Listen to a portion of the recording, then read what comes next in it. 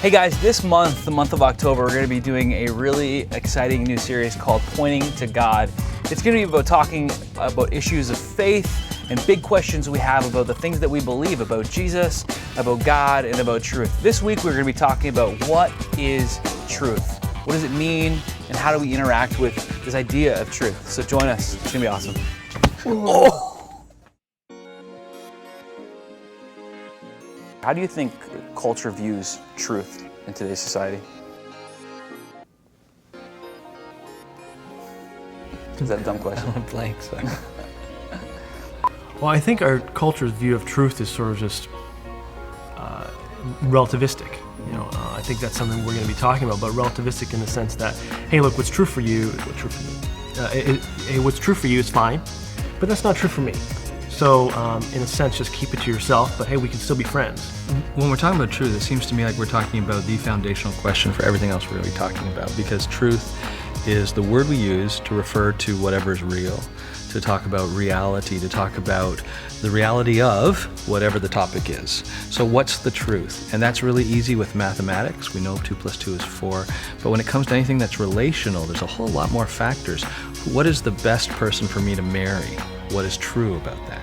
When it's relational, it becomes less on paper and more experiential. You still need facts, you still need research, but there's new ways of it beginning to investigate. So when we're talking about ultimate reality and what is truth, there's going to be science, there's going to be mathematics, there's going to be facts, there's also going to be relationship experiences, and so truth takes on a richer, fuller meaning when we're talking about anything that becomes personal. And I think what's ultimately personal is going to be the truth that matters the most in our lives. Many of us can remember being in class and saying, how is this ever going to apply to my life? I'm learning calculus, I'm learning algebra, whatever, and how does this actually apply to my life? But relationships apply to your life every day, all the time. And so when we talk about a relationship with Jesus, when we talk about God, when we talk about ultimate truth or ultimate reality, it's harder to get at because it takes more experience and more time and more intuition, but the payoff is huge. And so I think it's worth wrestling through the nature of truth, the nature of reality, especially when it comes to anything spiritual. How do we engage with other people that don't believe what we believe? Something that we as Christ followers can gift to the world is the way we talk about opinions that we disagree about. That's one of the things. So not just giving them Jesus or giving them our faith, but it's first giving them a way of talking about faith. And one of the things that is very popular in our culture is to get along by believing that whatever we believe, we all basically believe the same thing. We have different labels, and you can call yourself this, I'll call myself that, whatever, but we're all basically believing the same thing. Or it's cool just not to believe anything. But to be able to say we believe very different things, and we can talk about those things and still come out of it respecting each other and loving each other.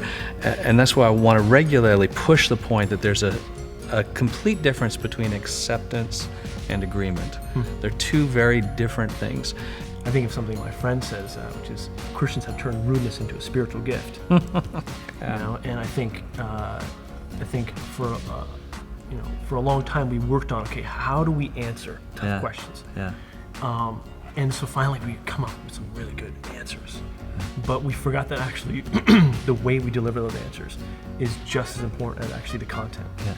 And so I think of what Blaise Pascal, a French mathematician, once said. He just said, make it attractive. Make good men wish it were true, then show that it is. So I think, I keep going on quotes here, but Ravi Zacharias says, look, we need to learn how to disagree with each other without being disagreeable. I think that's what Broxy is saying here. So I think the message and the way we deliver that message, they need to go together. The fruit of the Spirit, which are beautiful qualities that the Apostle Paul talks about, that they're the fruit of what the Holy Spirit wants to do in us. When you read through that list, love, joy, peace, and patience, and kindness, and goodness, and gentleness, and self-control, these are beautiful qualities. Are those coming through our words? Because that's truth. That's true personal truth, and there's nothing more true than personhood and the relationship to that. So that's got to be coming through. So in some sense, if you're saying facts but you're being abrasive, or you're turning rudeness into a spiritual gift, you're lying. You're communicating truth at a fact level, and you're communicating a lie at the relational level. And according to God, the relational level is much more important, it's much more true. Yeah, I think just getting back to this whole idea of like truth being exclusive and how actually that doesn't work with especially people of other religion, other faiths. I think it's helpful at this point when we think, because it can be overwhelming. We think, I go to school with a person who actually totally does not agree with me, but they're really sincere in their religious worldview. It's actually helpful to actually think of other religions in the sense that they actually are exclusive too. And it's worth to bring that out in a question. So if somebody says, well, I think we all basically believe the same thing. You just ask them, do you think that includes the belief that we don't believe the same thing? Because if I believe this, you believe that I believe the same as you. There's just, at some point it breaks down. It's a polite and sweet thing to say for people who don't know how to get along with someone they disagree with. For people who are at an immature level of emotional development, they don't know how to be friends and disagree. We're saying we all believe the same thing so we can get along. And getting along is a worthy goal. It's lovely that we get along. But now the next level would be to say we actually completely disagree about stuff and we can still get along. And that's, I think, what we can gift to others in the conversation about truth.